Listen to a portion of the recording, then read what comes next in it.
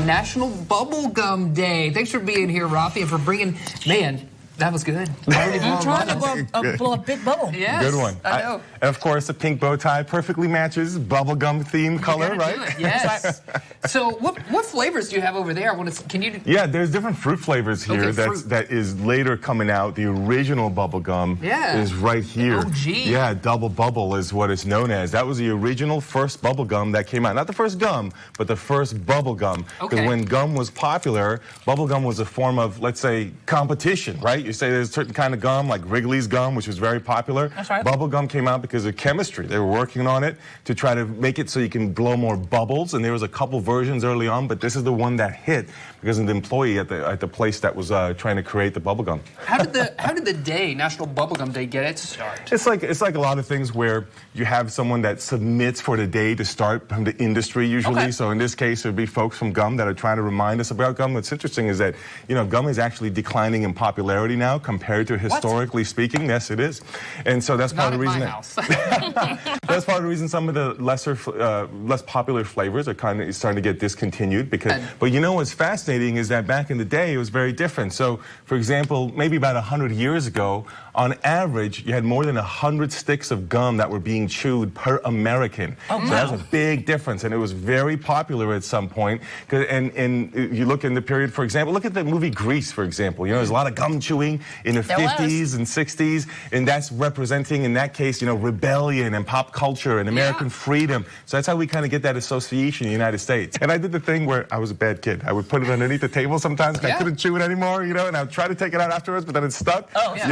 That's right, Do you know, Raffi, so like this, you're saying is one of the oldest gums, right? And it kind of comes in this, I don't know, what you call it, pellet form? I don't know, whatever this is. But sometimes you have sticks. Like, That's right.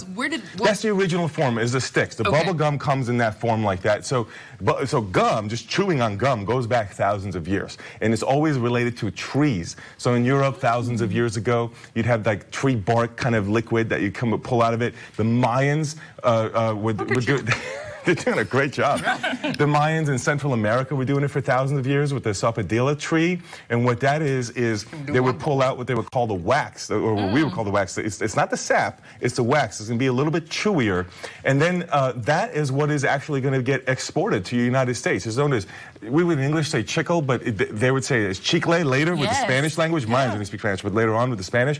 And what's fascinating about that, a couple of influences, also is the indigenous peoples in North America had a version of it as well. So in the United States, what happens in the late 19th century is you have a version of gum that comes out in Portland, Maine, and the chewing of it is actually, it's not very great in texture, so it kind of evolves. And after the Mexican-American War, where the United States and Mexico fight, there's you know, bringing in the Mexican culture, that's where the gum kind of comes into the United States and gets popular the way we know it, later leading to the Wrigley stuff, although there's predecessors to it.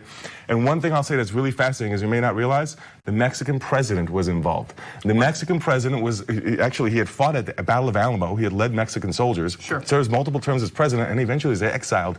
He comes, among other places, to the United States, and he's trying to develop rubber with a businessman in New York, which leads to the creation of the gum that we know today. Now, they don't succeed at rubber, but the Mexican president and the New York businessmen were trying to work on it. The president was Santa Anna, by the way. You might have heard of that name in different places. Yes. So that's right. They were trying to pursue something else, and then the gum thing. Now, the funny thing about Wrigley later on is that he was trying to pursue something else, too. He was selling soap. He was a soap salesman, and then was selling baking powder. He started attaching gum on there, sort of as a freebie extra kind of bonus thank you for the business. He realized the gum was more popular. So then he starts selling the gum and does aggressive advertising. This is in the 1920s, 1930s. And when he does that aggressive advertising, you know one of the things he did? They opened the phone books at the time and shipped packs of gums to people's houses in cities so you can have it sampled that way. I see. And get hooked. That's right. So really a great example of how, you know, it really becomes popular. Yeah. I love it. Yeah. Any tips on blowing the perfect bubble? We should be asking you, I think. I know, you have to give those tips. You see, there you go. Yeah, it's exactly why bubble gum was created, to be able to do those bubbles.